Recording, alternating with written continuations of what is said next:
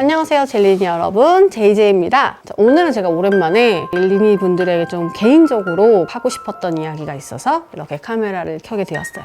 제가 유튜브를 하면서 젤리니들이 질문사항을 올려주신 걸 보면 빨리 또 많이 갑자기 찐 살을 뺄까에 대한 질문을 굉장히 많이 봤어요. 최근에 콘텐츠나 방송이나 이런 데 나오는 것을 보면 굉장히 자극적으로 극단적인 방법으로 최대한 빨리 뺄 수 있을까? 많이 뺄 수 있을까?에 관련된 콘텐츠가 굉장히 많았던 것 같아요. 근데 이런 단기 다이어트나 어떤 것들을 제한하는 다이어트가 과연 이게 장기적으로 봤을 때 나의 정신건강 상태나 육체적인 건강에 좋은 영향을 줄까라는 것에 조금 회의적이에요. 모든 다이어트가 다 그런 것은 아니지만 꽤나 많은 다이어트 방법들이 계속 실현했을 때 몸에 무리를 줄 수 있는 방법들이고, 다이어트는 성공을 했지만 그로 인해서 겪게 되는 부작용에 대해서 이야기해주는 컨텐츠는 많지 않은 것 같아요. 그래서 저의 그 경험담을 공유하면서 이야기를 해보고자 합니다. 제가 유튜브를 통해서는 처음 하게 되는 이야기인 것 같아요. 제가 대학교 입학을 하고 나서 처음 다이어트를 하고자 결심을 했죠. 먼저 PT를 결제를 하게 되면 이렇게 식단이란 것을 주죠,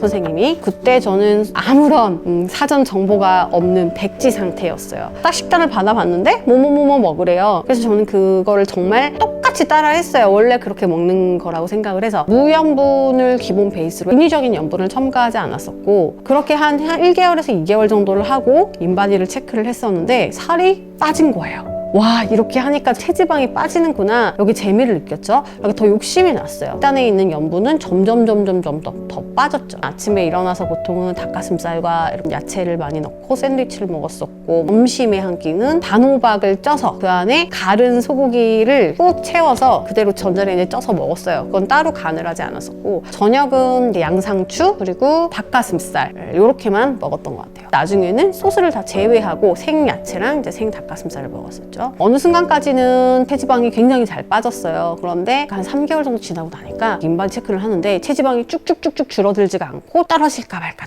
말까. 그러니 또 선생님 입장에서는 이 사람이 나에게 돈을 주고 다이어트를 하고 있는데 빼줘야 한다는 또 그런 강박도 있으셨을 것 같아요. 그래서 저에게 그러면 우리 무탄 식단을 해보자, 그리고 분 조절까지 한번 해보자 라고 이야기를 했었고, 탄수화물을 제외한 식단을 꽤나 오랫동안 유지를 했었죠. 두부를 이용한 식단을 좀 하루에 한 번 정도 넣어서 먹었었고, 그 외에 탄수화물을 먹지 않고 단백질 위주로만 식사를 했어요. 뭐 고기랑 양파랑 볶아서 쌈을 싸 먹는다든지 이런 식으로 해서 6개월 정도 차 접어들었을 때까지도 저는 식단에 있어서 어려움을 많이 느끼진 못했어요. 근데 제가 탄수화물을 식단에서 빼면서부터 어느 날 갑자기 빵이 너무 먹고 싶은 거예요. 빵을 막 이렇게 뜯어서 막 먹는 상상을 하기도 하고, 빵집 앞을 지나가기가 굉장히 어려웠어요. 원래는 없었던 탄수화물을 먹고자 하는 욕구가 계속 강해졌었고, 하지만 이것을 잘 눌러 담고 있었죠. 어느 날부터 이상하게 살이 계속 찌는 거예요. 나는 분명 예전처럼 7일을 3시간 정도는 꼭 채워서 운동을 했어요. 식단 또한 양이 막 눈에 띄게 많아지거나 종류가 변하지도 않았죠.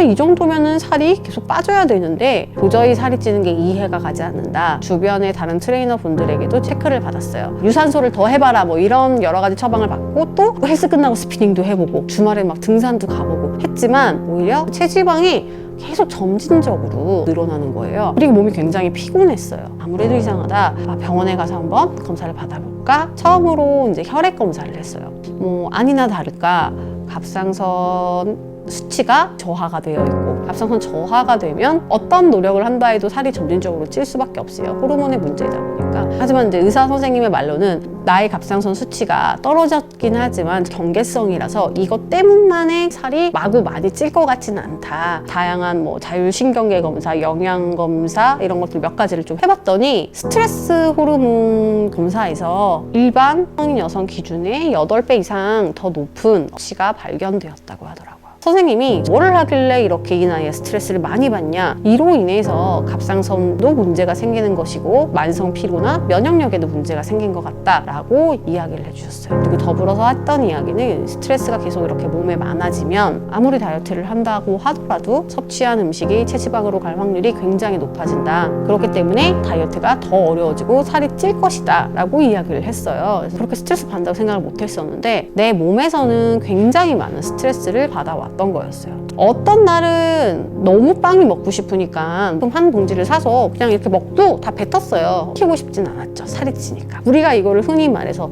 씹배시라고 하는데 가족들은 굉장히 걱정을 많이 했어요. 그래서 결국 저는 어떻게 해야 하나요? 라고 했을 때 이런 경우라면 갑상선약을 먹는 것보다는 스트레스를 줄이는 약 처방을 해야 한다. 결국에는 우울증 약이거든요. 전 굉장히 긍정적인 사람이고 그런 처방을 받고 충격을 받았었죠. 하지만 약을 먹겠습니다라고 이야기를 하진 않았어요. 왜냐면 내가 이제 이런 상황을 알았으니 스트레스를 좀 더 줄여보고자 노력을 해보겠다라고 이야기를 하고 그것이 더 좋을 것 같다라는 생각을 했어요. 아무래도 우울증 약은 부작용도 있을 것이고 하지만 1년에서 2년 정도 사이를 먹지 말아야 한다. 닭가슴살과 계란 먹어야 한다. 이렇게 한에 박힌 생각이 쉽게 바뀌진 않았어요. 그리고 스트레스의 정체를 알게 된 이후부터도 계속해서 살이 찌니까 너무 무섭죠. 그러니까 원래 50kg까지 체중을 감량했었는데 막 58kg 이렇게 체중이 올라가면 올라갈수록 그동안 했던 노력이 다 헛수고 같고 식단은 더더욱 어려워졌어요. 그 전까지만 해도 어느 정도 눌러 담을 수 있었는데 이제 더 이상 눌러 담지 못하고 터지는 순간이 생기기 시작했어요. 여태까지 살면서 해본 적이 없었던 그런 짓들을 하게 돼요. 3일 정도 다이어트 식단을 하다가 4일째 돼서 막 빵을 이만큼 사서 막 먹어요. 살이 찔 수밖에 없었죠. 그러던 와중에 제가 전업을 해서 트레이너가 되었고 이제는 일반인이 아니라 전문가로서 객관적인 시선에서 바라보게 됐어요. 내 다이어트는 왜 이렇게 됐을까?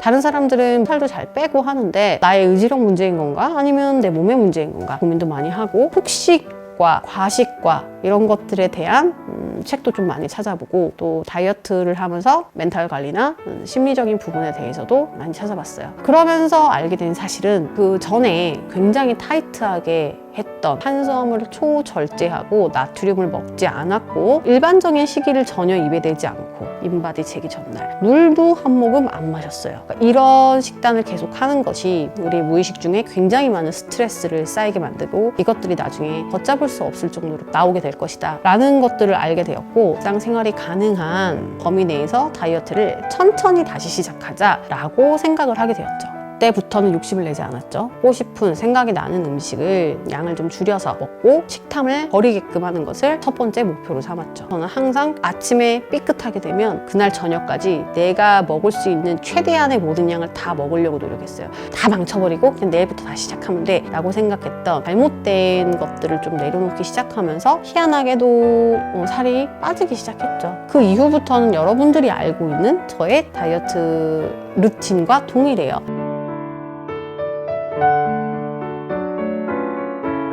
제가 지금도 탄수화물을 줄이는 다이어트 식단에 이렇게 탄수화물 안 드시면 안 될 것 같은데요? 라고 자꾸 걱정하고 경계하는 가장 큰 이유는 제가 그렇게 먹으면서 4년에서 5년 정도를 너무너무 많이 힘들어 했었고 굉장히 많은 노력이 필요했어요. 지금 당장 5kg, 10kg 빼는 거 물론 중요해요. 근데 저도 50kg까지 뺐었거든요. 지금 몸무게는 60kg예요. 아무리 내가 많이 뺐어도 나를 눌러 담으면서 그 체중을 만들었다면 최악의 경우에는 불어나서 다시는 원래대로 돌아갈 수 없는 속상한 일이 발생할 수 있기 때문에 이런 것들을 항상 생각하면서 다이어트나 이런 계획을 잡아야 되지 않나. 다이어트를 하면서 우울감이 생기면 그건 잘못된 다이어트예요. 몸도 마음도 가벼워지면서 자신감도 생겨야 하고 그리고 행복해져야 돼요. 내가 이렇게 스스로 했다는 거에 대한 자존감 그리고 음식에 대한 감사함, 내 건강이나 컨디션이 좋아지는 것에 대한 행복감 이런 것들을 느껴야 하는데 굉장히 많은 퍼센티지의 다이어트는 머리도 푸석푸석해지고 손톱 갈라지고 생리가 끊기기도 하고 잔주름도 생기고 이런 소모적인 다이어트가 굉장히 많은 것 같아요. 그러다 보면은 나는 느끼지 못하지만 내 몸에는 여러 가지 스트레스를 받을 수 있고 그것은 결국 폭식이나 어떤 증상들로 분명히 나에게 다시 찾아올 거예요. 한 5년 동안 막 삽질하면서 굉장히 힘들었는데 젤리니 분들이 가능하면 처음부터 올바른 길로 가서 운동과 식단을 즐기면서 했으면 좋겠다 꼭 전달드리고 싶었어요. 댓글로 이렇게 젤리니들이 물어본다면 이 영상의 링크를 꼭 달아주세요. 그러면 모두가 좀 더 건강한 다이어트를 할 수 있지 않을까라고 생각해 봅니다. 지금 그때로 돌아간다면 절대 그렇게 다이어트를 하진 않겠죠. 먹을 거 다 먹어가면서 운동 열심히 하면서 그렇게 할 것 같아요. 안 빠진다고 조바심 내지 말고, 살이 더 이상 빠지지 않는다라면 어쩌면 더 이상 뺄 필요가 없다는 몸의 신호일 수도 있어요. 운동을 통해서 얼마나 예뻐지고 있는지에 좀 더 집중했으면 좋겠고, 그랬으면 병원에 안 갔을 거다.